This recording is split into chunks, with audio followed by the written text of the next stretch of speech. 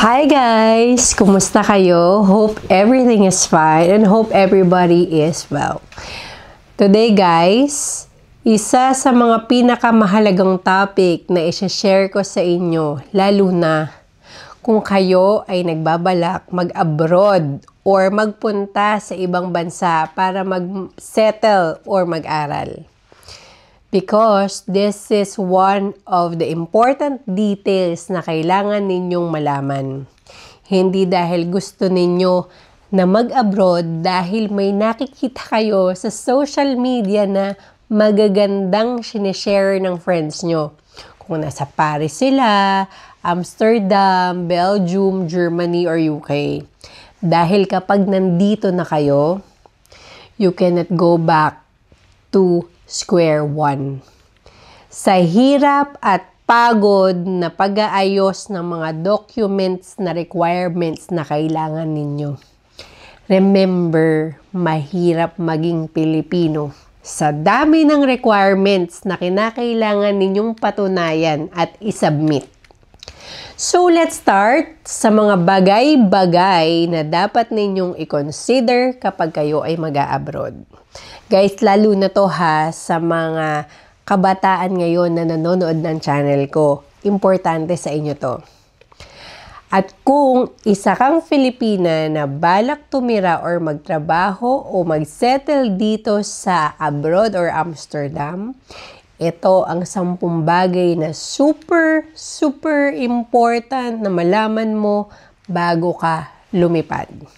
So, let's go! So, number 1 guys, na kailangan nyo is visa, residency, at work permit. Unang-una, siguraduhin mong tama ang visa mo. Napaka-stricto ng Netherlands pagdating sa documents. Except na hihingi sila ng kontrata, bank statements, health insurance, lahat-lahat. At kung long-term ka dito, kailangan mong kunin ang Dutch integration or exam or inburgering na ginawa din namin noon.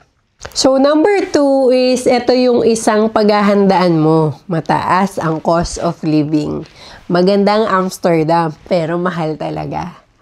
Ang renta pa lang ay umaabot ng 1,000 euro. Kapag estudyante ka, pero kapag syempre may trabaho ka na, nasa 1,800 euro. Kahit maliit lang ang place. Pero, tipid tips. May murang grocery store dito, gaya ng Lidl at Dirk. Dito nga kami nagsimula ni Bob noon eh. Nung nakaluwag-luwag na kami, nag-Albert Heijn na kami kasi dito napakalapit lang sa amin ng Albert Heijn. So, nandun tayo sa number 3 na paghahandaan. Mahirap maghanap ng bahay. May housing crisis dito. Normal lang na maghanap for months or sometimes year. Kadalasan, ang landlords humihingi yan ng job contract. Kapag sa makilar ka ha guys, ang sinasabi ko, income na 3 times ng renta at registration sa address. Ingat sa mga scams. Huwag kang magbabayad kapag ang deposit kung walang totoong kontrata. So, number 4 dito na paghahandaan mo, ito importante guys. Biking ang main transportation dito. Normal na lahat nakabike. Kailangan mong matutunan ang rules kasi mabilis at diretso ang mga Dutch cyclist. At please, bumili ka ng matibay na bike lock. Laganap ang bike theft dito. Kasi madali lang silang makabili eh. Tsaka meron silang bike insurance. Although kami din. Pero mahirap sa ating mga Pilipino dahil nagsisimula pa lang tayo. Number 5 guys, direct ang Dutch work culture dito. Kung ano yung nasa isip nila, sasabihin nila yun. Hindi ibig sabihin yun rude sila. They are just honest. Ang maganda ang work-life balance dito. May proper vacation days. At nire-respeto ang oras mo. Tulad ng kapag nasa bakasyon ka, Hindi ka nila aabalahin lalo kapag may pamilya ka na. Guys, number 6, eto kapag sa Amsterdam ka, English is okay. Pero kapag probinsya ka, they prefer Dutch. Okay? So, pero malaking tulong ang Dutch. Kaya mong mabuhay gamit lang ang English. Promise. Pero kapag Amsterdam lang. Pero kung marunong ka ng Dutch, mas madali kang makakahanap ng magandang trabaho. Madaling maiintindihan ang government letters. Lagi dito may government letters, guys. Especially taxes. Mas mabilis makapag-adjust, matutuwa ang locals pag nag-effort ka. Number 7 sa paghahanda natin ay mandatory ang health insurance. Pag nagtrabaho ka dito, kailangan mo agad ng Dutch health insurance. Again ha, Dutch health insurance. Kung hindi, may multa.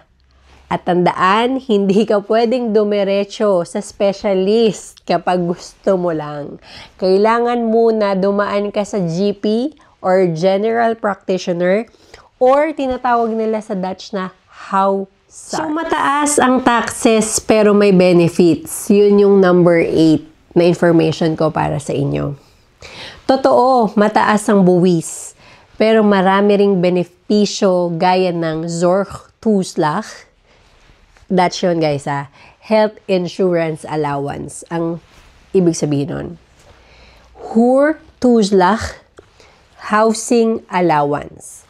And childcare allowance. Malaking tulong ito lalo na kapag mababa ang income ng parents. Mahirap ang weather dito sa Netherlands, which is pang-siyam sa ating kailangang paghandaan.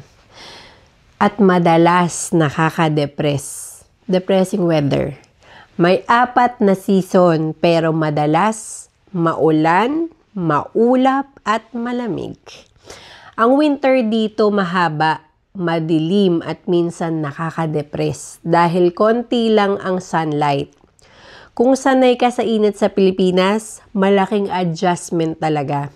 Kaya karamihan gumagamit ng vitamin D, sun lamps, mga cozy routines para hindi ka malungkot. So, malakas ang Filipino community dito sa pang-10 na paghahandaan mo.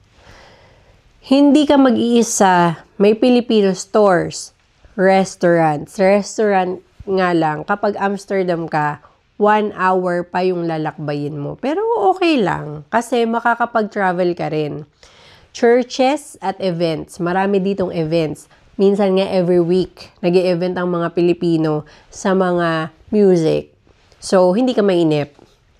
May mga kababayan kang makikilala, matutulungan o tutulong sa'yo at para makapag-adjust ka at mag-feel at home. So, sigurado guys, sa mga na-mention ko na dapat paghandaan sa gustong maging student dito, mag-asawa or magtrabaho, ito na yun. Ito ang kailangan ninyong paghandaan. Pero, dito mafe-feel nyo na may security ang future ninyo. At makikita ninyo ang pinaghihirapan ninyo. Tahimik ang buhay dito. Walang mangingialam sa inyo. Walang magja-judge. Para iwas homesick, madaming pwedeng gawin dito.